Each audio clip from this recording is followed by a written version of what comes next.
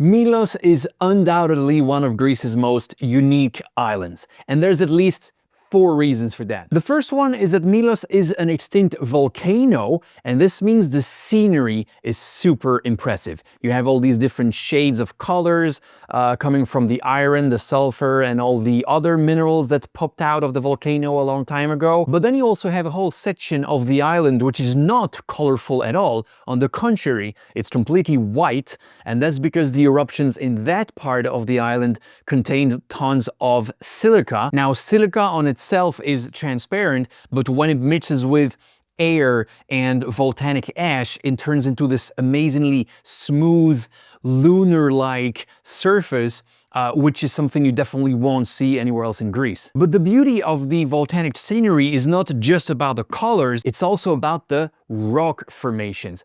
Milos has always been a very windy island, and wind brings waves, and when these powerful waves crash onto the very soft volcanic shore, it creates amazing rock formations of all shapes and sizes. And so all over the island you will find these bridges or caves, both on land and in the sea. I mean, look how gigantic these sea caves are. And there's also tons of tiny secluded beaches left and right, which once again were created by millions of years of waves splashing and digging their way through the volcanic cliffs. So yeah, this was reason number 1 why Milos is such a fantastic island. Its volcanic look is completely unique. Reason number 2 is the water. Since it mostly has rocky beaches, the water is super clear because there's no sand getting mixed up in the water. I mean, look, the depth here is around 15 to 20 meters, and you can see the bottom like it's 1 meter away. So if you're a fan of snorkeling, Milos is definitely a place for you. And on top of how clear the water is, it also has the most amazing color,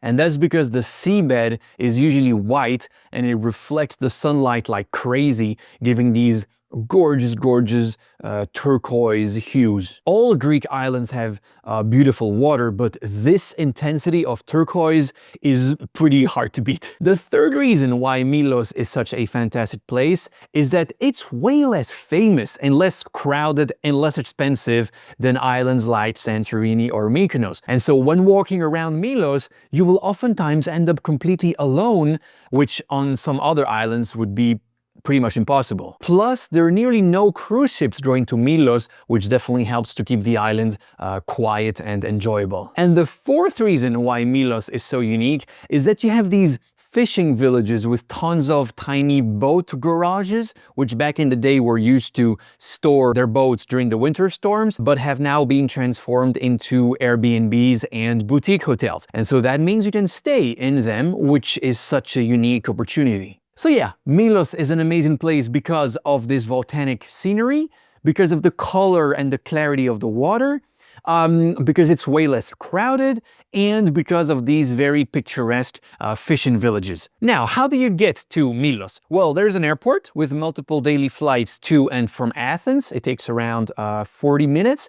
But in case you're coming from other islands, then you will have to do it by ferry. As you're probably aware, there are no flights between islands. Here's a little chart with the most common routes. You can pause the video if you want to have a closer look. And I'm going to leave down below the 2 websites that all Greeks use for booking their flights and for booking their ferries. Both plane tickets and ferry tickets sell out relatively fast. So if you already know your dates that you're coming to Milos, don't wait for too long. I've met lots of people on my tours in Athens who had to reschedule a bunch of stuff because they had waited too long and there were no more tickets left. So go book them now. Now, when is the best time to visit Milos? The summer season stretches from early April to late October, like most other islands. After October or before April, it's gonna be very dead, nearly no tours or running, and most restaurants shut down. Now, all months during the summer season are great to visit Milos, but if I really had to pick, I would say May, June, or September. In April, the water is still a little chilly, In October, there are some rainy days, but not many. And July and August are, of course, the busiest months because of school holidays. So if possible, come during May, June, or September. If not, don't worry too much. The island is great no matter what. Oh, and by the way, if you find my channel useful and you want to support my work with a one-time donation, you can go to buymeacoffee.com/GreeceExplained. Thank you very much. Now, how many days should you stay in Milos? Well, the bare minimum is 3 days. 2 days to drive around the island and explore all the hidden gems, and there are a bunch, and 1 day to go on what is without a doubt the best boat tour in all of Greece. Since Milos's beaches and waters are so precious, you can easily understand how spending a whole day on a boat going from cove to cove is the most amazing experience. I'm gonna link a video of the tour at the end of this one in case you want to see more of it. But so yeah, 3 to 4 days, that's the perfect amount of time to stay in Milos. Now, the million-dollar question. If this is your first time in Greece, should you visit Milos? Well, for sure, first-timers have to see Athens and Santorini. Those are the two non-negotiable ones. Don't listen to people who say Santorini is overrated. Yes, Santorini has become very crowded. Yes, Santorini is pretty expensive if you want to book a room with the famous caldera view.